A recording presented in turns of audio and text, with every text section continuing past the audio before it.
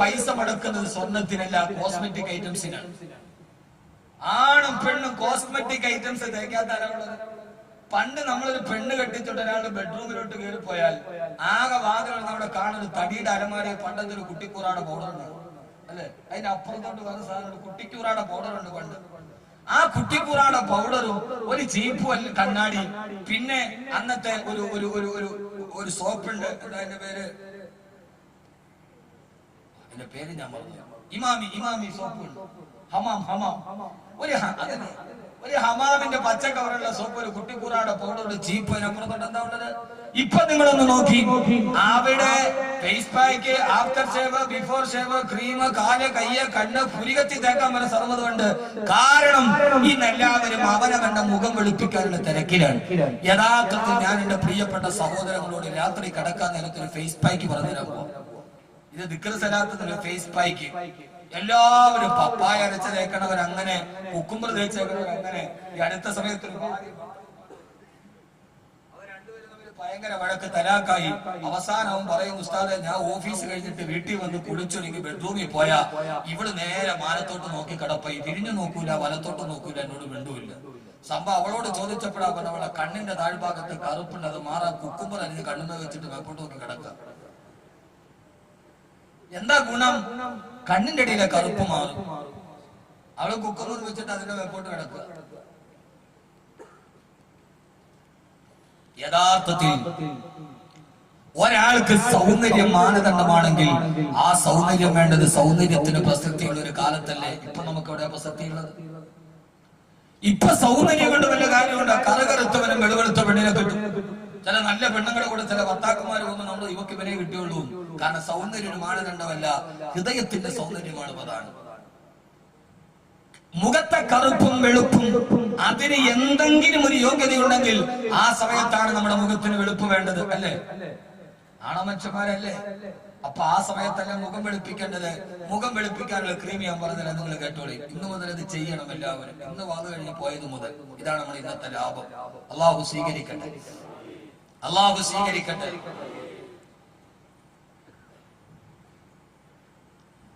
ആ ദിവസമാണ് ഒരാളുടെ സൗന്ദര്യം അവന് പരിഗണിക്കുന്ന ഒരു ദിവസമാണ്.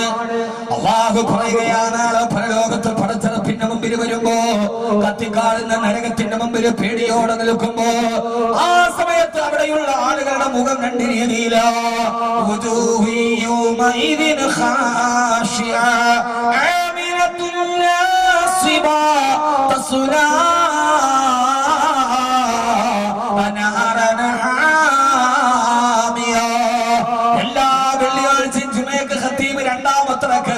സൂറത്തായത് അതിന്റെ അർത്ഥം ഇതേവരെ നമ്മൾ മനസ്സിലാക്കിയിട്ടില്ല. അല്ലാഹു പറയുകയാ, പടച്ചറപ്പിന്റെ മുമ്പിൽ വിചാരണയ്ക്ക് വേണ്ടി ജനകോടികൾ ഒരുമിച്ച് നിൽക്കുമ്പോ അല്ലാഹുവിനോട് എന്ത് സമാധാനമാണ് പറയേണ്ടതെന്നറിയാതെ എല്ലാവരും അത്ഭുതത്തോടെ നോക്കി നിൽക്കുമ്പോ ആ സമയത്ത്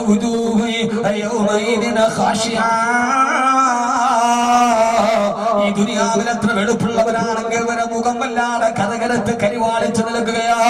എന്ത് കാരണമെന്നറിയോ?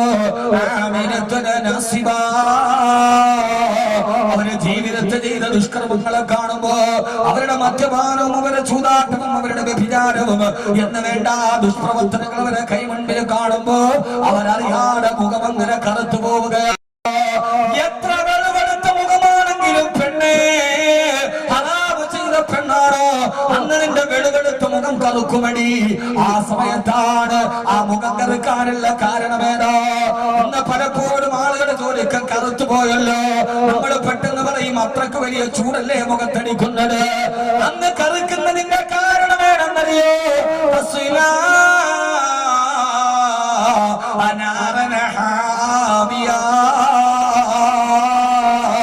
പതച്ചു പൊന്തുന്ന നരകത്തിന്റെ തീനാളം അവരുടെ മുഖത്തെ കടിക്കുമ്പോ അവരുടെ മുഖം ഇങ്ങനെ കറുത്ത് കറുത്തു പോവുകയാ. എന്നെ കേൾക്കാനിട്ട പ്രിയപ്പെട്ട സഹോദര, എന്നാലും മറുഭാഗത്ത് വേറൊരു വിഭാഗം ആളുകളുണ്ട്.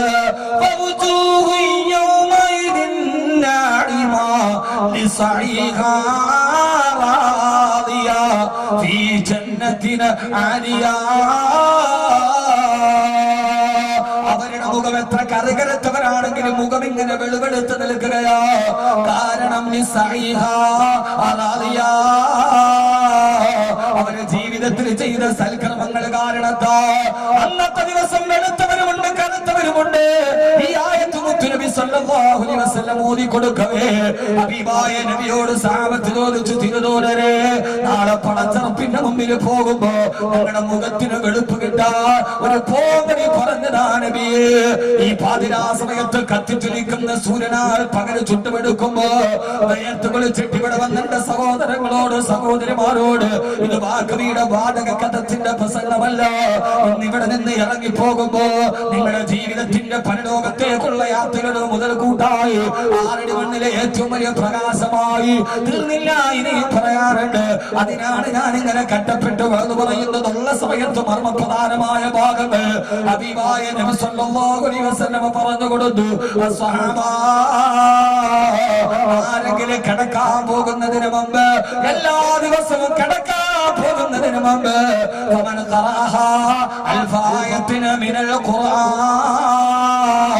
അല്ലാഹുവിന്റെ ഖുർആനിൽ നിന്ന് 1000 ആയത്തുകൾ പാരായണം ചെയ്ത, എല്ലാ ദിവസവും കിടക്കാൻ പോകുന്നതിന് മുമ്പ് ഖുർആനിലെ 1000 ആയത്തുകൾ പാരായണം ചെയ്താൽ അല്ലാഹു സുബ്ഹാനഹു വ തആല അവന്റെ മുഖം പ്രസന്നമായ അവസ്ഥയിൽ അല്ലാഹുവിന്റെ മുമ്പിൽ അവന് നിൽക്കാൻ കഴിയുമെന്ന് ഹബീബായ നബിയുനാ റസൂലുള്ളാഹി സല്ലല്ലാഹു അലൈഹി വസല്ലം തങ്ങളെ കേൾക്കുമോ?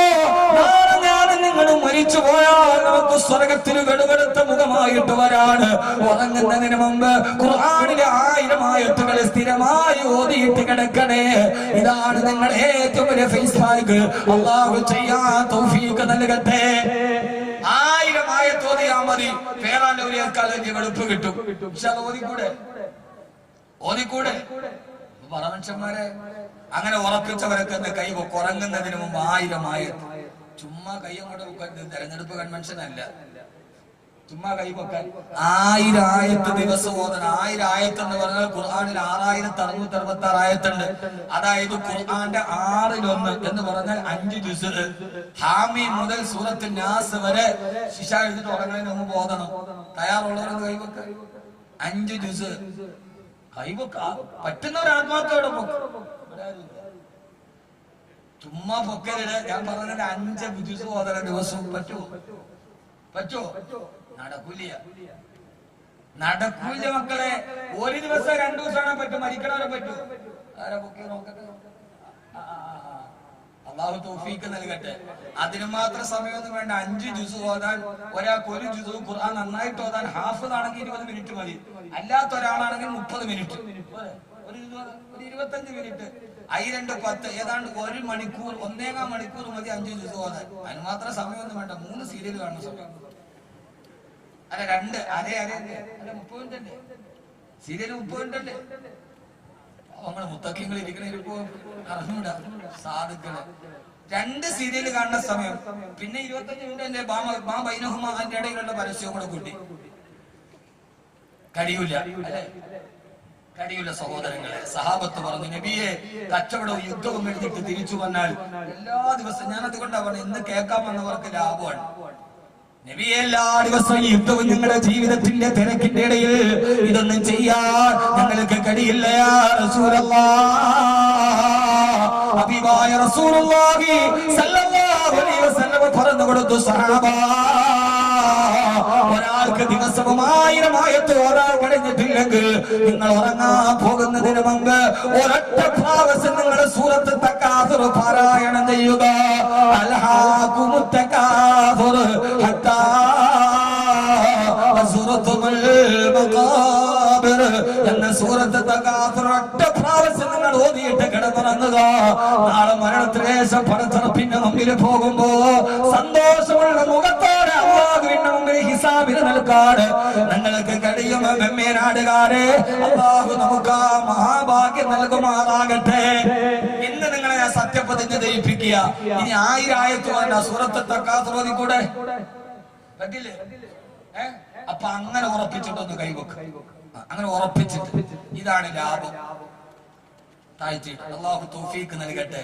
ഇന്ന് മുതൽ വാക്ക് ഇന്ന് വാത് പറഞ്ഞ അന്ന് മുതൽ എന്റെ ലാഭേത നാളെ ചിലപ്പോ പ്രസംഗിക്കാൻ ഞാൻ ഉണ്ടാവാം, ഇല്ലാതിരിക്കാം, മരണം അതിന്റെ ഇടയിൽ വന്ന് നമ്മൾ പോകണം. നിങ്ങളിൽ ഒരാളാണ് പോകണം. പക്ഷേ നമ്മുടെ ലാഭം ഇന്നു മുതൽ ഈ കേൾക്കാമെന്ന ഒരാൾ ഇത് പാരായണം ചെയ്താൽ ആഖിറത്തിലേക്കുള്ള ലാഭമാണ്. പിന്നെ മനുഷ്യനത് സമ്മതിച്ചില്ലെങ്കിൽ പ്രശ്നമല്ല. അള്ളാഹു നമ്മളെ സ്വീകരിക്കട്ടെ. ഇൻഷാ അല്ലാഹ് ഓതിക്കൂടെ സഹോദരിമാരെ, നമ്മുടെ ജീവിതത്തിലൊരു മാറ്റം വരട്ടെ. മാറ്റം വരുമ്പോൾ നമ്മൾ മാത്രമല്ല, നമ്മുടെ ഭാര്യയെ, നമ്മുടെ മക്കളെ എല്ലാവരെയും നമ്മൾ പഠിപ്പിച്ചു കൊടുക്കണം. എന്നാലേ നമ്മുടെ മക്കൾ നന്നാവും. യഥാർത്ഥത്തിൽ ഒരൊറ്റ വിഷയം കൂടെ നമുക്ക് പിരിയാൻ ഞാനൊരു ദിക്ർ നിങ്ങൾക്ക് പറഞ്ഞുതരാം. അള്ളാഹു സ്വീകരിക്കട്ടെ. ഇൻഷാ അല്ലാഹ് ശിഹാബ് തങ്ങൾ റിലീഫ് സെൽ ലോകത്തിലെ ഏറ്റവും വലിയ ജീവകാരുണ്യ പ്രസ്ഥാനമാണ്. ഇതിന്റെ ബാക്കി കിട്ടുന്ന പൈസ കൊണ്ട് ഏതെങ്കിലും ഒരു അഗതിയും അനാഥയുമായ ആൾക്കൊരു വീട് വെച്ചു കൊടുക്കണമെന്ന് സംഘാടകർക്ക് ആവശ്യമുണ്ട്. അതിനുവേണ്ടി തന്നെ അല്ലേ പരിപാടി വെച്ചിരിക്കണം. ബാക്കി കിട്ടിയാൽ എല്ലാവരും കൂടി സഹകരിച്ചാൽ നടക്കും. ഇൻഷാ അല്ലാഹ് ഒരു ബക്കറ്റുമായി ആരും എഴുന്നേക്കരുത്. ഇപ്പൊ തന്നെ യോഗ തീരും. ഇൻഷാ അല്ലാഹ് നാളെ കൃത്യം 8 മണിക്ക് വരൂലേ? ഞാൻ ഇവിടെ തന്നെ ഉണ്ട്, പുറത്ത് പോണില്ല. 8 മണിക്ക് അവിടെ വന്നു. ഇന്നിപ്പോ സമയം കൂടുതലാണെന്നാണ് ഇത്രയും പ്രശ്നം. ഞാൻ നല്ലൊരു പ്രണയ കഥ പറഞ്ഞിട്ട് ഒരു സ്വപ്നം പറഞ്ഞിട്ട് ഇൻഷാ അല്ലാഹ് അവസാനിക്കും. അതാവുമ്പോ പിന്നെ ആരും പോവില്ല. നല്ലൊരു ചെറുപ്പക്കാരൊരു പെണ്ണിനെ സ്വപ്നം കണ്ട ഒരു കഥയുണ്ട്, ഞാൻ പറഞ്ഞിട്ട് ഇൻഷാ അല്ലാഹ് നമുക്ക് പിരിയും. അതാവുമ്പോ പിന്നെ ആരും പോവില്ലല്ലോ. ഒരായത്ത് പറയാൻ പറഞ്ഞ ആളുകൾ മെല്ലെ മെല്ലെ എഴുതാം. ഒരു ചെറുപ്പക്കാരൻ രാത്രി ഒരു പെണ്ണിന്റെ പേര് വിളിച്ചു പറഞ്ഞിട്ട് സ്വപ്നം കണ്ടു. കൂട്ടുകാർക്കൊക്കെ ഒരു നല്ല കഥ ഞാൻ പറഞ്ഞുതരാം. ഇതും ഈ സൂറത്തുമായി ബന്ധപ്പെട്ട് അള്ളാഹു സ്വീകരിക്കട്ടെ. സംഘാടകരും ബക്കറ്റുമായിട്ട് നമ്മുടെ മുമ്പിൽ വരും. ബക്കറ്റില്ലേ? സംഘാടകരൊക്കെ കോടീശ്വരന്മാരാണ്. ബക്കറ്റ് പോലും മോണില്ലല്ലോ. എല്ലാവരും ഒരു നല്ല സദഖ ഇന്ന് ഇൻഷാ അല്ലാഹ് കൊടുക്കാം. നാളെ നമ്മുടെ ദുആയുടെ സദസ്സാണ്. നാളെ അവസാനം പ്രത്യേക ദുആയുണ്ട്. എല്ലാവരും, ഞാൻ വേറൊന്നും പറയണില്ല, നിങ്ങൾ വരുമ്പോ ഒരു പാവപ്പെട്ട കുടുംബത്തിൽ 10-600 സ്ക്വയർ ഫീറ്റ് ഉള്ള ഒരു വീട് വെച്ചു കൊടുക്കും. നിങ്ങൾ എല്ലാവരും കൂടി ഒന്ന് കൂടിയ നടക്കും. 1000 കട്ട എന്റെ വക, ഒരു 10 പാക്കറ്റ് സിമന്റ് എന്റെ വക. എല്ലാവരും കൂടെ കൂടിയാൽ മതി, വലിയ പിരിവൊന്നുമില്ല. എല്ലാവരും കൂടി നാളത്തെ ദുആയിലും ഒരു പേപ്പർ എടുത്തിട്ട് ഉസ്താദ് എന്റെ പേര്, അഡ്രസ്, ഫോൺ നമ്പർ, ഒരു 10 പാക്കറ്റ് സിമന്റ് ഞാൻ കൊടുക്കാം. അല്ലെങ്കിൽ ഒരു പാവപ്പെട്ട കുടുംബത്തിൽ ഒരു വാതിൽ എന്റെ വക, ഒരു ജനൽ എന്റെ വക, ഒരു 100 കട്ട എന്റെ വക, ഒരു 100 പാക്കറ്റ് സിമന്റ് എന്റെ വക, അതിന്റെ പ്ലംബിംഗ് എന്റെ വക, അതിന്റെ ഇലക്ട്രിക് എന്റെ വക. ഒരു പാവത്തിന് നമുക്ക് ചെയ്യാൻ കഴിയും. നാളെ വരുമ്പോ നീ ഒന്നും ചോദിക്കണില്ല, ഒരു പേപ്പറിൽ നിങ്ങൾ എഴുതിക്കൊണ്ട് വന്ന ഇൻഷാ അല്ലാഹ് ഉസ്താദെ ഇത്രയും കൊടുത്തേക്കും. എല്ലാവരും അതിനകത്ത് നല്ല സദഖ ചെയ്തു. ഉറക്ക സലാത്തി ബിഹഖി സല്ലല്ലാഹു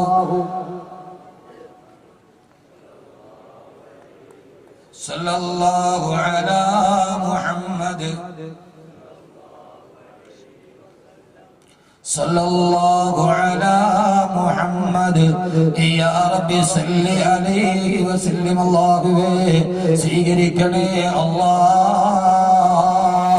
ഈ സദഖ ചെയ്യുന്ന സഹോദരങ്ങൾ ഏതാഗ്രഹത്തോടെ സദഖ ചെയ്യുന്നുവോ അവരെ ഹലാലായ മുറാദുകൾ ഹാസിലാക്കണേ അല്ലാഹ്.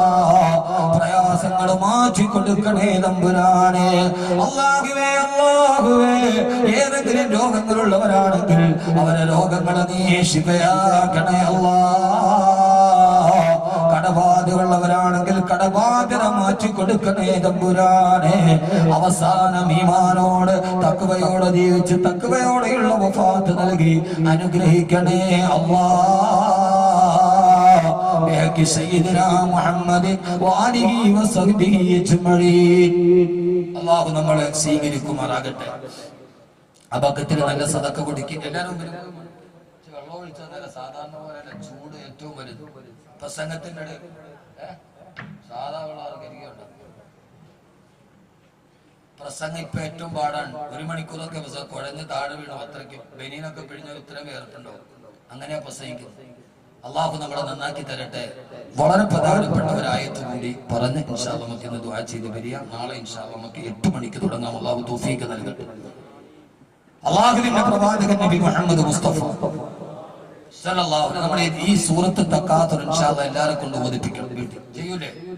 ഭാര്യ, മക്കൾ, മരുമക്കൾ എല്ലാവരോടും അങ്ങനെ ഒരു സംസ്കാരം നമ്മുടെ വീട്ടിലുണ്ടാകണം. എല്ലാവരും ഖുർആൻ ഓതുന്ന, ദിക്ർ ഓതുന്ന ഒരു സംസ്കാരം. അതിലാണ് നമ്മുടെ മക്കൾ നന്നായി വരിക. ബഹുമാനപ്പെട്ട അബ്ദുല്ലാഹി ഇബ്നു സൈദ് റളിയല്ലാഹു തആല അൻഹു പറയാ, എനിക്ക് 6 വയസ്സ് പ്രായമുള്ളപ്പോ എന്റെ വാപ്പ എനിക്കൊരു ദിക്ർ പഠിപ്പിച്ചു തന്നു. ആ ദിക്ർ ഞാൻ സ്ഥിരമായി ചൊല്ലിയപ്പോ വജഅല ഫീ ഖൽബി നൂറാ, എന്റെ ഹൃദയത്തിൽ അല്ലാഹു പ്രകാശം നിറച്ചു തന്നു. അതേ ദിക്ർ 2 വർഷം കൂടി ചൊല്ലി 10 വയസ്സ് വരെ ആ ദിക്ർ ഞാൻ ചൊല്ലാൻ തുടങ്ങി. അപ്പോൾ അല്ലാഹു സുബ്ഹാനഹു വ തആല വജഅല ഫീ സിരി നൂറാ, എന്റെ റൂഹിന് അല്ലാഹു പ്രകാശം നൽകി. 6-ാമത്തെ വയസ്സിൽ വാപ്പ മകനെ ഇരുത്തിയിട്ട് ദിക്ർ പഠിപ്പിച്ചു കൊടുത്തപ്പോ ആ ദിക്ർ ചൊല്ലിയ മകന്റെ ഹൃദയം പ്രകാശിക്കാൻ തുടങ്ങി. സഹോദരങ്ങളെ, നമ്മളെ പഠിപ്പിച്ചു കൊടുക്കുന്ന ദിക്റുകൾ, സലാത്തുകൾ, ഖുർആനുകൾ, അത് നമ്മുടെ മക്കൾക്ക് പകർന്നു കൊടുക്കണം. അവരുടെ ഹൃദയത്തിൽ അല്ലാഹുവിന്റെ നൂറ് പകർന്നു കൊടുക്കും. മഹാനായ അബ്ദുല്ലാഹി ഇബ്നു സൈദ് റളിയല്ലാഹു അൻഹുവിന് വാപ്പയായ സൈദ് റളിയല്ലാഹു തആല പഠിപ്പിച്ചു കൊടുത്ത ദിക്റാണ് അല്ലാഹു ഹാദിരി, അല്ലാഹു നാദിരി, അല്ലാഹു ഷാഹിദി, അല്ലാഹു മഈ. ഏത് ദിക്റ്? ഇന്ന് കിട്ടുന്നതൊക്കെ ലാഭമാണ്. 6-ാമത്തെ വയസ്സിൽ മോനെ കൊണ്ട് തെളിയിപ്പിച്ചു. 2 വർഷം തുടർച്ചയായിട്ട് തെളിയിപ്പോ മോന്റെ ഹൃദയത്തിൽ പ്രകാശമായി. പിന്നെ ആ മോൻ കള്ളു കുടിക്കൂല. നമ്മളിതൊക്കെ മൊയ്യാക്കന്മാർക്ക് കൈമടക്കുണ്ടാക്കാനുള്ള സംവിധാനം എന്ന് പറഞ്ഞ് പ്രചരിപ്പിച്ചു. നമ്മളെ അതിൽ നിന്ന് മാറി. അപ്പൊ പിന്നെ നമ്മുടെ മക്കളും അങ്ങനെ തന്നെയായി. ഇത് മൊയ്യാർക്ക് കൈമടക്ക് കിട്ടാനല്ല ഞാൻ പറയണത്. പള്ളിയിലെ മുക്രിക്കാക്കാർക്ക് മുഹീദ്ദീനാത്തി ഓതാനല്ല ഞാൻ പറയണത്. പള്ളിയിലെ മുക്രിക്കാക്കാരെ കൈമടക്കൊത്തിട്ട് ആരും വിഷമിക്കണ്ട. കാരണം ലോകത്തിലെ ഏറ്റവും ചെറിയ ശമ്പളത്തിൽ ജോലി ചെയ്യുന്ന ആളാണ് പള്ളിയിലെ മുക്രിക്കാക്ക. പക്ഷേ കോടീശ്വരന്മാര് കടക്കണി വന്നിട്ട് ആത്മഹത്യ ചെയ്തിട്ടുണ്ട്. ഏറ്റവും ചെറിയ ശമ്പളത്തിൽ ജോലി ചെയ്യുന്ന മുക്രിക്കാക്ക ഇന്നേ വരെ കടക്കണി വന്നിട്ട് ആത്മഹത്യ ചെയ്ത ചരിത്രം കേട്ടിട്ടില്ല. കാരണം അവരെ കാര്യത്തിൽ അല്ലാഹു ബറക്കത്ത് ചെയ്യും. കോടീശ്വരന്മാർ ആത്മഹത്യ ചെയ്തിട്ടുണ്ട്, പള്ളിയിലെ മുക്രിക്കാക്ക ചെയ്തിട്ടില്ല. അതുകൊണ്ട് അതോർത്തിട്ട് ആരും ബേജാറാവണ്ട. മക്കളെ പഠിപ്പിച്ചു കൊടുക്കണം. ആ ദിക്റാണ് അല്ലാഹു ഹാദിരി. പറമോനെ, അല്ലാഹു ഹാദിരി, അല്ലാഹു നാദിരി, അല്ലാഹു ഷാഹിദി, അല്ലാഹു മഈ.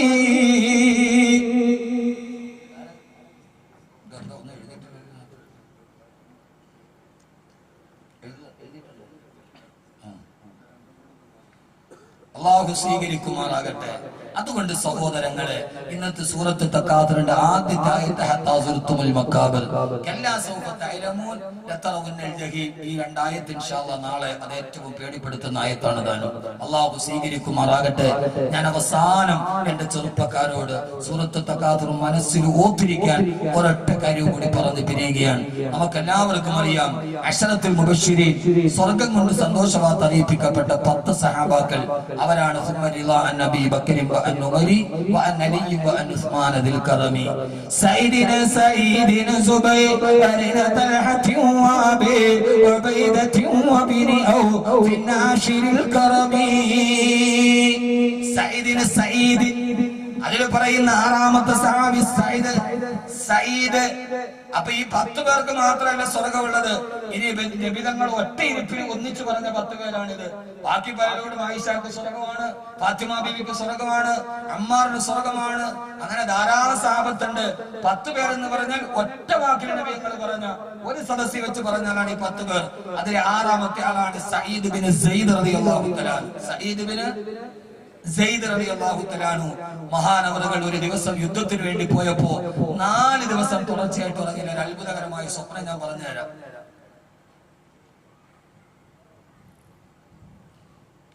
4 ദിവസമായിട്ട് ഉറക്കമില്ല. കൂട്ടുകാരൻ പറഞ്ഞ സയ്യിദേ, നാളെ മുതൽ യുദ്ധം തുടങ്ങാൻ പോകല്ലേ, ഇങ്ങനെ ഉറങ്ങാതെ നടന്നാൽ ആരോഗ്യം കിട്ടുമോ? അതുകൊണ്ട് കിടന്നൊന്ന് ഉറങ്ങ് സയ്യിദേ. മഹാനായ സയ്യിദ് ബിൻ സയ്യിദ് എന്ന് പറയുന്ന ചെറുപ്പക്കാരനായ സഹാബി ഉറങ്ങാൻ കിടന്നു. 4 ദിവസം ഉറക്കമളച്ചിട്ട് പിന്നെ ഉറങ്ങാൻ കിടന്നാൽ വല്ലാത്ത ഉറക്കമല്ലേ. ഗാഢനിദ്രയിലേക്ക് പോയി മഹാനായ സയ്യിദ് ബിൻ സയ്യിദ് റളിയല്ലാഹു തആല അൻഹു. ആ ഉറക്കം ഇങ്ങനെ വല്ലാതെ പിടിച്ചപ്പോ ഉറക്കത്തിൽ കിടന്ന് മഹാനവറുകൾ പിച്ചും പേയും പറയാ, യാ ഖല്ലിനി യാ ഇനാ മർദിയാ,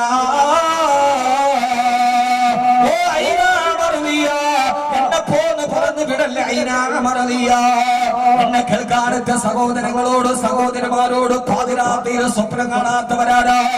മഹാനവറുകൾ ഉറക്കത്തിൽ കിടന്ന് വിളിച്ചു പറയാ,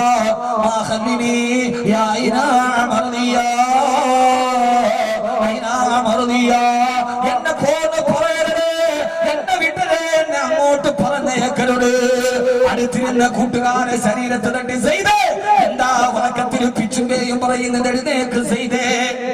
സയ്യിദ് ഇബ്നു സയ്യിദ് റളിയല്ലാഹു തആല അൻഹു എഴുന്നേറ്റു. അടുത്തിരുന്ന ആള് ഉറക്കത്തിൽ പറയാ, യാ ഐനാ മർദിയ. ഐനാ മർദിയ ഒരു പെണ്ണിന്റെ പേരാണ്. നിന്റെ കാമുകിയുടെ പേര് പറയണ മാതിരിയല്ല, കാമുകിയല്ല. യാ ഐനാ മർദിയ, എന്നെ വിടല്ലേ, എന്നെ പറഞ്ഞു വിടല്ലേ. കൂട്ടുകാരൻ അടിച്ചു. എന്താ സയ്യിദ് ഇബ്നു സയ്യിദ് പിച്ചും കൈയും പറയുന്നു? ചാടി എഴുന്നേറ്റ് ഉറക്കത്തിൽ. സയ്യിദേ, നീ എന്താ പറഞ്ഞത്? കൂട്ടുകാരാ, ഞാൻ ഈ ഉറക്കത്തിൽ ഒരു സ്വപ്നം കണ്ടു, ഒരു വല്ലാത്ത സ്വപ്നം കണ്ടു. എന്താണ് സയ്യിദേ? ആ സ്വപ്നം ഞാൻ പറയില്ല കൂട്ടുകാരാ, എന്നോടൊന്ന് പറയണേ സയ്യിദേ. സയ്യിദ് റളിയല്ലാഹു തആല പറഞ്ഞു, കൂട്ടുകാരാ, ഞാൻ ആ സ്വപ്നം പറയില്ല. ഒരു കാര്യം നിങ്ങൾ ആണും പെണ്ണും കേട്ടോളൂ, കാണുന്ന സ്വപ്നമല്ല എല്ലാവരോടും പറയാൻ പാടില്ല. കാണുന്ന സ്വപ്നം എല്ലാരോടും പറയാൻ പാടില്ല കേട്ടാ. ഇന്ന് നോക്ക്, ചില പെണ്ണുങ്ങള് സ്വപ്നവ്യാഖ്യാനത്തിന്റെ പുസ്തകം തലയുടെ അടി വെച്ചോണ്ട് കിടക്കും. കണ്ട ഉടനെ എഴുന്നേറ്റ് തോന്നുന്നു. സ്വപ്ന വ്യാഖ്യാനം എല്ലാരോടും പറയാൻ പാടില്ല. സ്വപ്നം ഞാനല്ല, ഖുർആൻ. ഇത് അഹമ്മദ് കബീർ ഗൂഗിളിൽ നിന്ന് പറഞ്ഞല്ല, ഖുർആൻ. യഹൂബ് നബി യൂസുഫ് നബി സ്വപ്നം കണ്ടപ്പോ യഹൂബ് നബി പറഞ്ഞു, മോനെ ലാ തഖസ്സു റുയാക അലാ ഇഖ്വതിക. ഈ സ്വപ്നം നിന്റെ സഹോദരങ്ങളോട് പറയരുത് മോനെ. ആരോട് പറഞ്ഞാൽ നിന്റെ കൂടെ പറപ്പുകളോട് പറയരുത്. ഈ ആയത്തിന് തഫ്സീറുണ്ട്. ഒരാൾക്ക് എന്തെങ്കിലും ഒരു നേട്ടമുണ്ടായാൽ ആദ്യം അസൂയ ഉണ്ടാകുന്നത് സ്വന്തത്തിൽ നിന്നാണെന്ന് വിശുദ്ധ ഖുർആൻ. പഠിച്ചോളി, ഖുർആൻ പഠിക്കാൻ ആർക്കെങ്കിലും പറ്റില്ല, പഠിച്ചോളി. മോനെ യൂസുഫേ, ഈ സ്വപ്നം നീ ആരോടും പറയാൻ പാടില്ല. അലാ ഇഖ്വതിക, നിന്റെ സഹോദരങ്ങളോട് പ്രത്യേകിച്ച് പറയരുത്. കാരണം ഒരാൾക്ക് ഒരു നേട്ടവും ഒരു വളർച്ചയും ഉണ്ടായാൽ ആദ്യം അസൂയ ഉണ്ടാകുന്ന കൂട്ടത്തിൽ നിന്നാവും, പിന്നെ നാട്ടുകാർക്കുണ്ടാവും. ഖുർആൻ എന്റെ വകയല്ല, നിങ്ങൾ ആരും എന്നെ കുറിച്ച് നോക്കാൻ വേണ്ട. ഞാൻ ഇതിപ്പോ എവിടെയും പറയും. എന്നെ സംബന്ധിച്ചോളം പറയണേ ഒരാളുടെ മുഖം ഞാൻ നോക്കൂല. അതുകൊണ്ട് ആരും പലതും പറഞ്ഞേക്കാം, അതൊരു വിഷയമല്ല. അത് അല്ലാഹുവിന്റെ മാർഗത്തിലാണ്. അലാ ഇഖ്വതിക, സഹോദരങ്ങളോട് പറയരുത്. കാരണം പറഞ്ഞാൽ ആദ്യ അസൂയണ്ടാണ് കൂട്ടത്തിൽ നിന്ന്, പിന്നെ വെളിയിൽ നിന്നുണ്ടാവും. അള്ളാഹു നമ്മളെ കാത്തുരക്ഷിക്കട്ടെ. എല്ലാ ഹസദീന്ന്, ഐനീന്ന്, സിഹ്റിന്ന് അള്ളാഹു നമ്മളെ കാത്തുരക്ഷിക്കുമാറാകട്ടെ. ഖുർആൻ പറയാത്തതൊന്നുമില്ല. സ്വപ്നം പറയരുത്, സ്വപ്നം പറയരുത്. സൈലൻസറിന്റെ ഫ്ലൂട്ട് കട്ട് ചെയ്തിട്ട് വണ്ടി ഓടിക്കരുത് എന്ന് ലോകത്താദ്യ ട്രാഫിക് നിയമം പറഞ്ഞ ഗ്രന്ഥം ഖുർആനാണ്. സമയമില്ലെല്ലാം പറഞ്ഞു തന്നെ 1 മുതൽ 12 വരെ NLC പഠിപ്പിച്ചിരുന്ന ഖുർആനാണ്. ഇല്ല എന്നാൽ ഖുർആൻ പഠിക്കണം. ഖുർആൻ മയ്യത്തിന്റെ അടുത്ത് അതാണ് മാത്രമല്ല, പറയാൻ സമയമില്ല. 1 മുതൽ 12 വരെ എണ്ണം പഠിപ്പിച്ചേക്കണം ഖുർആൻ. നിങ്ങൾ പറഞ്ഞാരാ? ടീച്ചർ പോയി 1ാം ക്ലാസ്സിൽ നിന്ന് പറഞ്ഞ മക്കളെ 1, 2, 3, 4, 5, 6, 7, 8, 9, 10 ഇത് ടീച്ചർ എന്നെ പഠിപ്പിച്ചത് നിന്റെ ഖുർആൻ. കേട്ടോളി, നമുക്ക് ധൃതിയുണ്ടോ പോകാൻ? ഉണ്ടോ? ഉണ്ടെങ്കിൽ ഏറ്റവും ദൂരെ പോകേണ്ട ഞാനല്ലേ. എന്നാ ഇങ്ങോട്ട് നോക്കോളീന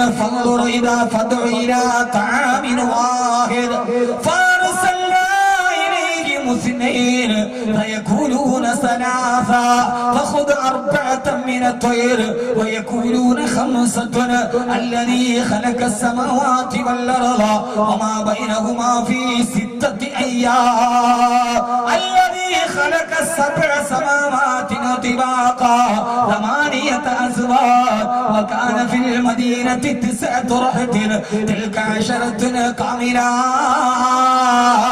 إني رأيت 11 كوكبا إن عدة الشهور عند الله 12 شهرا. ഞാനിപ്പോ ഓതിയത് 12 ആയത്താണ് ഖുർആന്റെ 12 സ്ഥലത്ത് നിന്ന്. മറ്റേ ആയത്തല്ല ഇത്. 1 മുതൽ 12 വരെ ഉണ്ട്. ഇവിടെ അറബി അറിയാവുന്നവർക്ക് അറിയാം ഇല്ലേ? എന്നാ എന്റെ കൂടെ എണ്ണ 1 മുതൽ 12 വരെ ഖുർആൻ എണ്ണ സംഖ്യ പഠിപ്പിക്കുകയാണ്. ഫദുഇലാ തആമിൻ വാഹിദ് ആയത്ര പറയാക്കനാതെ എനിക്ക് കുറെ ആയിട്ട് ഷാർജയിൽ പോയിട്ട് ക്ലിക്ക് എടുത്താണ്. ബ്രാക്കറ്റിൽ 38 വർഷം. വാഹിദ് എന്റെ കൂടെ എണ്ണ എന്നാ ഞാൻ പറയുള്ളൂ. വാഹിദ് 1 സൂറത്തുൽ ബഖറ ഫഅർസൽനാ ഇലൈഹിം മുസ്നൈൻ. സൂറത്ത് യാസീൻ ഇസ്നൈൻ പാറമനുഷ്യന്മാര് ഇസ്നൈൻ. 2 സയഖൂലൂന സലാസ. സൂറത്തുൽ കഹ്ഫ് 3. 3 فخذ 4 من الطير 4. على سورة آل عمران سيكونون 5. 5 സൂറത്തുൽ കഹ്ഫ് അല്ലദീ ഖലഖസ് സമാവാതി വൽ അർള വമാ ബൈനഹുമാ ഫീ 6 അയ്യാം 6 6 സൂറത്തുൽ ഖസസ് الذي خلق 7 سماوات طباقا الذي خلق 7 سورة نوح 8 أزواج 8 سورة الأعراف وكان في المدينة 9 رحتنا 9 سورة القصص تلك 10 كاملة 10 സൂറത്തുൽ ബഖറ ഇന്നി റഅയ്തു 11 കൗകബ 11 സൂറത്ത് യൂസുഫ് ഇന്ന ഇദ്ദത ശുഹൂരി ഇൻദല്ലാഹി 12 ശഹറാ 12 സൂറത്ത് തൗബ. ഇനി പറ കുട്ടികളെ, നിനക്ക് ഇംഗ്ലീഷ് മീഡിയത്തിലാണ് ഒന്ന് പഠിപ്പിച്ചത് അല്ലാഹുവിന്റെ ഖുർആനാണ്. ഇത് പഠിക്കണം, ഖുർആന്റെ ആഴത്തിലൂടെ ഇറങ്ങണം. എനിക്ക് ഏറ്റവും ഇഷ്ടപ്പെട്ട വിഷയം ഇതാണ്. പക്ഷെ ആളുകൾക്ക് മനസ്സിലാക്കാൻ ബുദ്ധിമുട്ടാണ്. സൈലൻസറിന്റെ ട്രാഫിക് നിയമം ലോകത്ത് പറഞ്ഞ ഒരേ ഒരു ഗ്രന്ഥം ഖുർആനാണ്. ആർടിഒ അല്ല. സൈലൻസറിന്റെ പൂട്ട് കട്ട് ചെയ്യാൻ പാടില്ല. മനസ്സിലായോ? നമ്മുടെ ഇവിടെ പൾസർ 220 ഒക്കെ മേടിച്ചിട്ട് കുട്ടികള് പൂട്ട് കട്ട് ചെയ്തിട്ട് വെടികൊണ്ട വെരിക്ക് പോണമാര് 4 മണിക്ക് കോളേജിന്റെ മുമ്പേക്കൂടെ അവനിങ്ങനെ ഇരിക്കണാണ്. ഈ കുളത്തിന്റെ അടുത്ത് തവള ഇരിക്കണമായിരിക്കണം. എന്നിട്ടൊരു പോക്ക പാടില്ല, പൊല്യൂഷൻ പാടില്ല. ഖുർആൻ ലുക്മാൻ അലൈഹിസ്സലാത്തു വസ്സലാം മകനോട് ഉപദേശം കൊടുക്കുമ്പോ ട്രാഫിക് നിയമം പറഞ്ഞു കൊടുക്കാൻ സൂറത്തുൽ ലുക്മാൻ, മോനെ നീ എല്ലാം ചെയ്യുമ്പോ വഖസിദു ഫീ മശീക, ഓവർ സ്പീഡ് പാടില്ല മോനെ. സ്പീഡ് ലിമിറ്റ് 40 ആണെങ്കിൽ 40ന് മുകളിലോട്ട് പോകരുത് മോനെ. വഖസിദു ഫീ മശീക, നിന്റെ സംതിന്റെ സഞ്ചാരത്തിന് മിതത്വം പാലിക്കണേ. വഖുദു മിന സൗതിക, ആളുകൾക്ക് പ്രശ്നമുണ്ടാക്കുന്ന സൗണ്ട് ഉണ്ടാക്കിയിട്ട് സഞ്ചരിക്കല്ല മോനെ. സൈലൻസറിന്റെ പൂട്ട് കെട്ടി ചെയ്തിട്ട് പൊല്യൂഷൻ ഉണ്ടാക്കി ബൈക്ക് ഓടിക്കുന്നത് ഹറാമാണെന്ന് വിശുദ്ധ ഖുർആൻ. സംവാദത്തിനുണ്ട് വായന്റെ അടുക്കൽ ഖുർആൻ. മോനേത് പാടില്ല. അല്ലാഹു നമുക്ക് ബോധം തരട്ടെ. ഇനി ഒരാൾക്ക് വണ്ടി ഉണ്ടെങ്കിൽ ആ വണ്ടി കഴുകിയിടണം. പൊടിയുമായി ചെളിയുമായിട്ട് വണ്ടി ഓടിക്കാൻ പാടില്ല എന്ന് പോലും ഖുർആൻ പറഞ്ഞിട്ടുണ്ട്. ഇതൊക്കെ പറഞ്ഞുകൊണ്ടാണ് ഗബീർ വാക്ക് ആർക്കും കണ്ടുകൂടാ. അയാൾക്ക് വണ്ടി ഉണ്ടോടാ പറയണത്. والخيل والبغال والحمير لتركبوها وزينا, ഒട്ടകത്തെയും കുതിരയെയും നിങ്ങൾക്ക് ഞാൻ തന്നത് 2 കാര്യത്തിനാണ്. ഒന്ന് സഞ്ചരിക്കാനും വസീന, ഭംഗിയോടെ കൊണ്ടു നടക്കാനും. ഒട്ടകത്തെ കുളിപ്പിക്കണം. അന്നത്തെ വാഹനം ഒട്ടകവും കുതിരയാണ്. അതിനെ ഭംഗിയോടെ കുളിപ്പിച്ചു കൊണ്ട് നടക്കണേ. നിനക്ക് വാഹനമുണ്ടെങ്കിൽ വസീന, അത് നിന്റെ അലങ്കാരമാണ്. അത് അല്ലാഹു തന്ന അനുഗ്രഹമാണ്. അത് കഴുകി വൃത്തിയാക്കി സന്തോഷത്തോടെ സൗന്ദര്യത്തോടെ കൊണ്ട് നടക്കണമെന്ന് വിശുദ്ധ ഖുർആൻ. ഖബർ പറഞ്ഞ് നരകം പറഞ്ഞ് പേടിപ്പിച്ച ഖുർആനാണ് ഇതും പറഞ്ഞു തന്നത്. അള്ളാഹു നമുക്ക് ബോധം തരട്ടെ. ആ ഖുർആനാണ് പറഞ്ഞത്. ഇത് നമുക്ക് പിന്നീട് നാളെ ഇൻഷാ അല്ലാഹ് കുറെ രഹസ്യം കൂടി ഞാൻ പറഞ്ഞുതരാം. പക്ഷെ ഇന്ന് സമയം കുറവ്. പറഞ്ഞു ആരോട് സ്വപ്നം പറയാൻ പാടില്ല. ഞാൻ അവസാനിപ്പിക്കാൻ സമയം. കൂട്ടുകാരൻ പറഞ്ഞു, അപ്പൊ നിങ്ങളോട് ഒരു അറിവ് പറഞ്ഞു എന്നുള്ളൂ. ഇത്രയും നേരം വന്നതല്ലേ. അപ്പോഴാണ് ഖുർആൻ പറഞ്ഞത്. അപ്പോഴാണ് ആ സഹാബിയുടെ പേരെന്താ ഞാൻ പറഞ്ഞത്? എന്താ പറഞ്ഞേ? ഉറക്കപ്പുറ. ആ സയ്യിദ് മനിസ്. എനിക്കും മറന്നിട്ടല്ല. നമുക്ക് ഓർമ്മയുണ്ടോ ഞാൻ പരിശോധിച്ചാൽ. നല്ല ആളുകൾ, നല്ല ഓർമ്മയുള്ള ആളുകളാണ്. തൃശ്ശൂരുകാർക്ക് ചങ്ങാതിക്ക് ഓർമ്മയില്ല. ചങ്ങാതിക്ക് ഓർമ്മയില്ല. ആ സമയത്ത് സയ്യിദ് ബിൻ സയ്യിദ് റളിയല്ലാഹു തആല അൻഹു പറഞ്ഞു, കൂട്ടുകാരാ, ഞാൻ ആ സ്വപ്നം ഏതാണെന്ന് രാത്രിയിൽ നിന്ന് ഞാൻ ഉറങ്ങുമ്പോ ഞാൻ ഉറക്കെ വിളിച്ചു പറഞ്ഞ മാ ഖല്ലിനി യാ ഇനാ മർദിയാ എന്ന് ഞാൻ വിളിച്ചു പറഞ്ഞ സ്വപ്നത്തിന്റെ കഥ നിനക്ക് ഞാൻ പറഞ്ഞു തരാം. പക്ഷെ ഞാൻ മരിച്ചിട്ടല്ലാതെ ഇതാരോട് നീ പറയല്ല കൂട്ടുകാരാ. നിങ്ങൾ മരിച്ചിട്ടല്ലാതെ മറ്റൊരാൾ ഈ സ്വപ്നത്തിന്റെ കഥ ഞാൻ പറയുന്നില്ല. ഡിമാൻഡില് മഹാനവറുകള് കഥ പറയുകയാ. തന്റെ സ്വപ്നം പറയാ. ആരും പിന്മരന്നു പോകുന്ന ഒരു സ്വപ്നത്തിന്റെ കഥ. മഹാനായ സയ്യിദ് ബിൻ സയ്യിദ് റളിയല്ലാഹു തആല അൻഹു സയ്യിദേ നിനക്ക് സ്വർഗ്ഗമാണെന്ന് മുത്തു മുസ്തഫ റസൂലുള്ളാഹി സ്വല്ലല്ലാഹു അലൈഹി വസല്ലം പറഞ്ഞു കൊടുത്ത മാനവറുകൾ. ഞാൻ ഉറങ്ങിയപ്പോൾ ഞാൻ സ്വപ്നത്തിൽ സ്വർഗ്ഗം കണ്ടുപോയി. ആ സ്വർഗ്ഗത്തിൽ ഞാൻ നോക്കുമ്പോ അല്ലാഹു മനുഷ്യന് വെച്ച് തന്ന അനുഗ്രഹത്തിന്റെ കലവറ കണ്ട് അത്ഭുതപ്പെട്ട് നിൽക്കുമ്പോ ഒരു വൃക്ഷത്തിന്റെ ചുവട്ട് അപ്സരസുകളെ പോലെ കുറെ സുന്ദരി പെണ്ണുങ്ങൾ നിൽക്കുകയാ.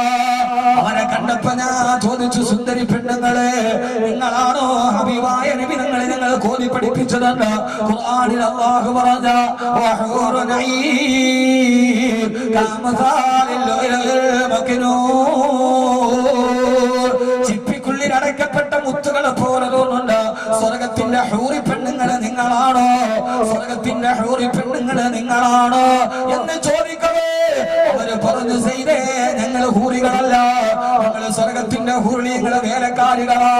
ഹൂറി പെണ്ണുങ്ങൾ ഈ താഴ്വരയുടെ മറുഭാഗത്താണ് നിൽക്കുക. ഹബീബായ നബി നിങ്ങൾ പഠിപ്പിച്ചു തന്ന ഹൂറികളെ കാണാണ്. സ്വർഗത്തിന്റെ മറുതാഴ്വരയിലേക്ക് ഞാൻ പോയപ്പോ അവിടെ സ്വർഗത്തിന്റെ സിദ്ർ വൃക്ഷത്തിന്റെ ചുവട്ടിൽ ഒരു സുന്ദരിയായ പെണ്ണ് നിൽക്കുകയാ. അവളുടെ മുഖം കണ്ടാല് 14 രാവിലെ പൗർണമി ചന്ദ്രനെ പോലെ തോന്നുന്നുണ്ട്. ആര് കണ്ടാലും തൊടാൻ ഇഷ്ടപ്പെടുന്ന ഒരു പെണ്ണ് നിൽക്കുകയാ. അവളുടെ അടുക്കിലേക്ക് പോയിട്ട് ചോദിച്ചു, പെണ്ണേ നീ ആരാ? പെണ്ണ് പറഞ്ഞു, അനമിനൽ ഹൂറുൽ ഐൻ, ഞാൻ സ്വർഗത്തിന്റെ ഹൂറികളിൽപ്പെട്ട ഒരു പെണ്ണാ. എന്റെ പേരെന്താണ് പെണ്ണേ? എന്റെ പേരാണ് ഐനാ മർദിയ. എന്റെ പേരാണ് ഐനാ മർദിയ. ഈ പേരാണ് സയ്യിദ് റളിയല്ലാഹു തആല ഉറക്കത്തിന് വിളിച്ചു പറഞ്ഞത്. ഐനാ മർദിയ, എന്നെ പോന്ന് പറഞ്ഞ് ഇവിടെ നിന്ന് മാറ്റിവിടല്ലേ. ചോദിച്ചു, നീ ആരാണ് പെണ്ണേ? ഞാൻ നിന്റെ സ്വർഗത്തിന്റെ ഭാര്യയാണ് സയ്യിദ്. നീ പരലോകത്ത് വരുമ്പോ അല്ലാഹു നിനക്ക് സ്വർഗത്തിൽ ഒരുമിച്ച് വെച്ചിരിക്കുന്ന ഭാര്യയാണ് ഞാനെന്ന് മഹദി അവറുകൾ മറുപടി പറയുമ്പോ സയ്യിദ് റളിയല്ലാഹു തആല കൂട്ടുകാരനോട് സ്വപ്നം വിവരിക്കുകയാ. പെണ്ണിനിക്ക് റബ്ബ് സ്വർഗത്തിൽ തന്ന ഭാര്യയാണെന്ന് എനിക്ക് ഉറപ്പായപ്പോ അവളെ ഒന്ന് തൊഴാൻ ഞാൻ എന്റെ കൈ കൊണ്ടവളുടെ ശരീരത്തിലേക്ക് തൊടാൻ പോയപ്പോ ആ സമയത്ത് ആ കൈ തട്ടി മാറ്റിയിട്ട് ആ പെണ്ണ് പറഞ്ഞു, ഇല്ല സയ്യിദ്, സ്വർഗത്തിന്റെ ഭാര്യ നീ ഇപ്പോൾ ദുനിയാവിലാണുള്ളത്. ഇപ്പൊ നിനക്ക് ഞാൻ ഹലാലല്ല, ഇപ്പൊ ഞാൻ നിന്റെ ഭാര്യയല്ല. നീ മരിച്ചിട്ട് സ്വർഗത്തിൽ വന്നാലേ ഞാൻ നിന്റെ ഭാര്യയാവൂ. ഇപ്പൊ നീ ദുനിയാവിലാണ് സയ്യിദ്. അതുകൊണ്ട് ദുനിയാവിലേക്ക് തിരികെ പൊക്ക സയ്യിദ്. ആ പ്രിയപ്പെട്ട സ്വർഗത്തിന് എന്റെ ഭാര്യ ദുനിയാവിലേക്ക് തിരിച്ചു പൊക്കോ എന്ന് പറഞ്ഞപ്പോ ഞാൻ അവളോട് പറഞ്ഞു, മാഖല്ലിനി യാ ഐനാ മർദിയ, എന്നെ ഇനി ദുനിയാവിലേക്ക് തിരിച്ചുവിടല്ലേ, എന്നെ ഇനി ദുനിയാവിലേക്ക് തിരിച്ചുവിടല്ലേ, ഞാൻ പോവുകയില്ല. ഇതാണ് ഉറക്കത്തിന് കിടന്ന് വിളിച്ചു പറഞ്ഞത്. സഹോദരങ്ങളെ, നമ്മളെങ്ങാനും കണ്ണുകൊണ്ട് സ്വർഗം കണ്ട പിന്നെ ദുനിയാവിലെ ഭാര്യ നമ്മൾ ഉപേക്ഷിച്ച് കളയും, ആ ദുനിയാവിലെ ഭർത്താവിനെ നമ്മൾ ഉപേക്ഷിച്ച് കളയും, നമ്മുടെ മക്കളെ പോലും നമ്മൾ വേണ്ടാന്ന് പറയും. എനിക്കെന്റെ സ്വർഗം മതി, എനിക്കെന്റെ സ്വർഗം മതി. അത് ഇൻഷാ അല്ലാഹ് നാളത്തെ പ്രസംഗത്തിൽ ഞാൻ വിവരിക്കുന്നുണ്ട്. നമ്മൾ ആഗ്രഹിച്ചതല്ല നമ്മുടെ കൺമുമ്പിലെത്തുന്ന കിളക്കണ്ട പൂട്ടണ്ട അവയിൽ കൊല്ലണ്ട, നിനക്കുള്ളതൊന്നും തന്നെ നീ അറിയണ്ട. നമുക്ക് ആവശ്യമുള്ളതൊക്കെ കൈവെള്ളയിലെത്തി തരുന്ന സ്വർഗത്തെ കുറിച്ച് കേട്ടപ്പോ ആ സമയത്ത് ദുനിയാവിലേക്ക് തിരിച്ചു പോകാൻ പറഞ്ഞപ്പോ ഞാൻ ആ പെണ്ണിനോട് ചോദിച്ചു, പെണ്ണ് എന്റെ ദുനിയാവിലേക്ക് തിരിച്ചു വിട്ടാൽ എന്നാണ് ഞാൻ ഇനി സ്വർഗത്തിലേക്ക് വരിക? അപ്പൊ ഐനാ മർദിയ എന്നോട് പറഞ്ഞു, 3 ദിവസം മാത്രമേ ഇനി നിങ്ങളുടെ മരണത്തിനുള്ളൂ. 3ാമത്തെ ദിവസം നിങ്ങൾ മരണപ്പെടുമെന്ന് ആ പെണ്ണെന്നോട് പറഞ്ഞിട്ടാ വിട്ടത്. ചെറുപ്പക്കാരാ, 3ാമത്തെ ദിവസം മരണം ഉറപ്പിച്ചിട്ട് മഹാനായ സയ്യിദ് റളിയല്ലാഹു തആല അൻഹു ഇത് പറയുന്ന ദിവസം ഒരു തിങ്കളാഴ്ചയാണ്. തിങ്കൾ കഴിഞ്ഞ് ചൊവ്വ ബുധൻ വ്യാഴാഴ്ച ദിവസമായി 3ാമത്തെ ദിവസം അതാ മഗ്രിബിന്റെ സമയത്ത് യുദ്ധം കൊടുമ്പിരി കൊല്ലുകയാണ്. സയ്യിദ് ബിൻ സയ്യിദ് റളിയല്ലാഹു തആല പടവാൾ വെട്ടിയിട്ട് യുദ്ധം ചെയ്യുമ്പോ സ്വപ്നത്തിൽ കണ്ട ഊരിപ്പെണ്ണ് പ്രവചിച്ച മൂന്നാമത്തെ ദിവസമായി മഗ്‌രിബിന്റെ സമയത്ത് സൂര്യൻ അസ്തമിക്കാൻ പോകുന്നു. സയ്യിദ് റളിയല്ലാഹു അൻഹുവിന് സങ്കടമായി. മൂന്നാമത്തെ ദിവസം മരിക്കുമെന്ന് പറഞ്ഞിട്ട് സൂര്യൻ അസ്തമിക്കാൻ പോകുന്നുവല്ലേ, മൂന്നാമത്തെ ദിവസം അവസാനിക്കുന്നുവല്ലോ. അന്നത്തെ ദിവസം സയ്യിദ് റളിയല്ലാഹു തആലാവിന് സുന്നത്ത് നോമ്പ്. കാരണം അന്ന് മരിക്കുമെന്ന് പറഞ്ഞ ദിവസമല്ലേ. സുന്നത്ത് നോമ്പ് പിടിച്ചിട്ട് വെള്ളിയാഴ്ച രാവിലെ മരണത്തെ കാത്തിരിക്കുകയാ. പടിഞ്ഞാറൻ ചക്രവാളത്തിലേക്ക് അർക്കകിരണങ്ങളും മുഖം പിടിക്കുമ്പോ മാനവർക്ക് നിരാശയായി. എന്റെ സ്വർഗത്തിലെ ഭാര്യയെ പുലുക. മൂന്നാമത്തെ ദിവസം മരണമെന്ന് പറഞ്ഞിട്ട് മരണം വന്നില്ലല്ലോ. അതാ മഗ്‌രിബിന്റെ ബാങ്ക് മുടക്കാൻ സമയമായി. സയ്യിദ് റളിയല്ലാഹു അൻഹുവിന്റെ കഴുത്തിലേക്ക് ശത്രു വാളുകൊണ്ട് ആഞ്ഞു വെട്ടി. മാനവരുടെ കഴുത്ത് മുറിഞ്ഞ് രക്തം തടം തള്ളിയാ തുടങ്ങി സയ്യിദ് റളിയല്ലാഹു അൻഹു അതാ രക്തക്കളം മുടിലേക്ക് മറിഞ്ഞു വീഴുന്നു. സഹാബത്തോടി വന്നിട്ട് വെള്ളമെടുത്തിട്ട് സയ്യിദ് നോമ്പ് തുറക്കൂ സയ്യിദ്, നോമ്പ് തുറക്കൂ സയ്യിദ്. കഴുത്തിലൂടെ രക്തം തടം തള്ളിയാ തുടങ്ങുമ്പോ വെട്ടേറ്റ കൈകൾ കാണിച്ചിട്ട് സയ്യിദ് റളിയല്ലാഹു അൻഹു പറഞ്ഞു, വേണ്ട, എനിക്ക് വെള്ളം വേണ്ട, എനിക്ക് നോമ്പുകാരനായിട്ടിരിക്കും എന്റെ റബ്ബിന്റെ അടുക്കലേക്ക് പോകണം, എനിക്ക് എന്റെ അല്ലാഹുവിനെ കാണണം.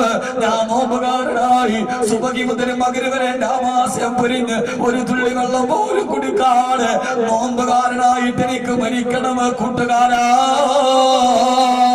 കൊണ്ടുവന്ന് ചുണ്ടിലേക്ക് വെച്ച വെള്ളപ്പാത്രം തട്ടിക്കളഞ്ഞ് മാനായ സയ്യിദ് റളിയല്ലാഹു അൻഹു സൂര്യൻ അസ്തമിച്ചു. മഗ്‌രിബിന്റെ ബാങ്ക് മുഴങ്ങി. അശ്ഹദു അല്ലാ ഇലാഹ ഇല്ലല്ലാഹ് വ അശ്ഹദു അന്ന മുഹമ്മദർ റസൂലുള്ളാഹ്. സയ്യിദ് റളിയല്ലാഹു തആല 3 ദിവസം മുമ്പ് സ്വപ്നം കണ്ടതുപോലെ മൂന്നാമത്തെ ദിവസം ഈ ലോകത്തിൽ നിന്ന് വിട പറഞ്ഞു. എനിക്ക് എന്റെ സഹോദരങ്ങളോട് സഹോദരിമാരോട് അൽഹാകുമുത് തകാസുർ ഹത്താ അസ്റതുൽ മഖാബിർ, ഒരു ദിവസം പള്ളിക്കാട്ടിൽ കൊണ്ടുപോകുമെന്ന് ഉറപ്പാണെങ്കിൽ പിന്നെ അതിൽ സുന്നത്ത് നോമ്പ് പിടിച്ച് ശഹാദത്ത് കലിമ ചൊല്ലി അവസാനം സ്വപ്നം സ്വർഗത്തെ സ്വപ്നമെങ്കിലും കണ്ട് റബ്ബേ നീ നിനക്കതിന് തൗഫീഖ് നൽകണേ അല്ലാഹ്. ഈ രാത്രി ഇതേവരെ ചൂട് സഹിച്ചിരുന്ന ഈ ജനത ഞാൻ നിങ്ങൾ മടക്കം ദുആ ചെയ്യുകയാ. അല്ലാഹുവേ, മരിക്കുന്നതിന് മുമ്പ് സ്വർഗം സ്വപ്നത്തിൽ കാണിച്ചു തരണേ അല്ലാഹ്. ദുആ ചെയ്ത് നമുക്ക് പിരിയാൻ തരണേ അല്ലാഹ്. കഴിയുമല്ലോ സഹോദരങ്ങളെ, കോഴിക്കോട് ഫാത്തിമ ഹോസ്പിറ്റലിലെ 912 നമ്പർ റൂം സക്കറാത്തിന്റെ വേദനയിൽ പിടയുന്നു. ശിഷ്യന്മാര് വന്ന് കാത്തു നിൽക്കുന്നു. ആ സക്കറാത്തിന്റെ അവസ്ഥയിൽ ശിഷ്യന്മാരോട് പറഞ്ഞു, നിങ്ങളെല്ലാവരും വെളിയിലേക്ക് പൊക്കോ, എന്നെ സന്ദർശിക്കാൻ കുറെ ആളുകൾ വരുന്നുണ്ട്. കൃത്യന്മാര് നോക്കി ആരും വന്നിട്ടില്ല. ഇറങ്ങിപ്പൊക്കോ, ഇറങ്ങിപ്പൊക്കോ. കൂടെയുള്ള മുത്തഅല്ലിമീങ്ങൾ വാതിലടച്ചിട്ട് വെളിയിലിറങ്ങി. ജനലിലൂടെ നോക്കുമ്പോ ഒരാളും വന്നിട്ടില്ല. പക്ഷേ ഉസ്താദ് അവர்கள் ഉറക്കെ വിളിച്ചു പറഞ്ഞു, വഅലൈക്കുമുസ്സലാം വറഹ്മത്തുള്ളാഹ്, വഅലൈക്കുമുസ്സലാം വറഹ്മത്തുള്ളാഹ്. ശിഷ്യന്മാർ ഓടി ചെന്ന് ചോദിച്ചു, ഉസ്താദേ, ആരാ വന്നത്? എന്നെ കാണാൻ അല്ലാഹുവിന്റെ മലക്കുകൾ വന്നു. അവരെന്നോട് സലാം പറഞ്ഞപ്പോ ഞാൻ സലാം അടക്കിയടാ. ഇത് സഹാബത്തിന്റെ ചരിത്രമല്ല, ഇത് താബീങ്ങളുടെ ചരിത്രമല്ല. വർഷങ്ങൾക്ക് മുമ്പ് കോഴിക്കോട് ഫാത്തിമ ഹോസ്പിറ്റലിന്റെ 912 നമ്പർ റൂമിൽ മരിക്കുന്നതിന് മുമ്പ് ആരും കാണാതെ ചുറ്റുവട്ടത്ത് നിന്ന മലക്കുകളോട് സലാം പറഞ്ഞു. മഹാനായ ശംസുൽ ഉലമാ നവ്വറല്ലാഹു മർകദാ, മഹാനായ ശംസുൽ ഉലമാ നവ്വറല്ലാഹു മർകദാ. മരിക്കേണ്ട സഹോദരങ്ങളെ, ആ മരിക്കുന്ന സമയത്ത് മലക്കുകളോട് സലാം പറഞ്ഞ് മക്കള് കരയാൻ മറന്നാലും, ഭാര്യ കരയാൻ മറന്നാലും, ഭർത്താവ് കരയാൻ മറന്നാലും സ്വയം സ്വർഗത്തെ കണ്ട് സന്തോഷത്തോടെ പിരിയാ. നീ ഞങ്ങൾക്ക് തൗഫീഖ് നൽകണേ അല്ലാഹ്. ഇന്നല്ലദീന ഖാലൂ റബ്ബുനല്ലാഹ് ثم استقاموا تتنزل عليهم الملائكة. അങ്ങനെ ജീവിച്ചവർക്ക് അല്ലാഹു ഈ ഭാഗ്യം നൽകും. ഈ ദുനിയാവല്ല വലുത്, സ്വർഗമാണ് വലുത്. ഒരു സഹോദരി 6666 രൂപയും ഒരു സ്വർണ്ണ വള ഞാൻ ചോദിച്ചിട്ടല്ല. വാക്കവി വരുന്ന എന്നിട്ട് ആരുടെയോ കയ്യിൽ കൊടുത്തതാണ്. ഏത് പെങ്ങളെന്നറിയില്ല, ഏത് സഹോദരി എന്നറിയില്ല. 6666 കനമുള്ള സ്വർണ്ണവളയും റബ്ബേ ഈ സദസ്സിലേക്ക് അവർ സദഖ ചെയ്തിരിക്കുകയാണ്. റബ്ബേ നീ ആ സഹോദരിക്ക് നാളെ സ്വർഗത്തിന്റെ സ്വർണ്ണവള പകരം കൊടുക്കണേ അല്ലാഹ്. അവരെ പൊന്നുമക്കളെ നീ സാലിഹീങ്ങളാക്കണയല്ല, സൽസ്വഭാവികളാക്കണയല്ല, പ്രയാസങ്ങൾ മാറ്റണയല്ല. നാളെ നാം ഖബറിൽ കിടക്കണമെന്നുള്ള ബോധമുണ്ടാകണം. ഒരൊറ്റ ഹദീസ് പറഞ്ഞ് ഞാൻ അവസാനിപ്പിക്കുകയാണ്. ഹബീബായ നബി തങ്ങൾ പറഞ്ഞു, ആരെങ്കിലും സുന്നത്ത് നമസ്കാരം നിർവഹിക്കുമ്പോ ഒരു റക്അത്തിൽ ആരെങ്കിലും സൂറത്ത് തകാസുർ ഓതിയാൽ അവന് ഖബറിന്റെ ശിക്ഷയിൽ നിന്ന് മോചനം കിട്ടുമെന്ന്. മുൻകരിന്റെ ചോദ്യ സമയത്ത് അവന് ശരിയായ ചോദ്യത്തിന് മറുപടി പറയാൻ കഴിയും. സുന്നത്ത് നമസ്കാരങ്ങളെ സൂറത്ത് തകാസുർ പതിവാക്കുക. അല്ലാഹു തൗഫീഖ് നൽകി അനുഗ്രഹിക്കട്ടെ. സുന്നത്ത് നിസ്കരിക്കുമ്പോ ഒരു റക്അത്തിൽ സൂറത്ത് തകാസുർ ഓതുക. ഈ പറഞ്ഞത് മുഴുവനും ജീവിതത്തിൽ പകർത്താൻ പറ്റിയത് നാളെ ഇൻഷാ അല്ലാഹ് കല്ലാ സൗഫ തഅലമു നിങ്ങൾ അറിയുക തന്നെ ചെയ്യും. നമ്മൾ അറിഞ്ഞു ലതറവുന്നൽ ജഹീം, ജഹീമിനെ നിങ്ങൾ കാണുകയും ചെയ്യും. അല്ലാഹു സുബ്ഹാനഹു വ തആല തൗഫീഖ് നൽകട്ടെ.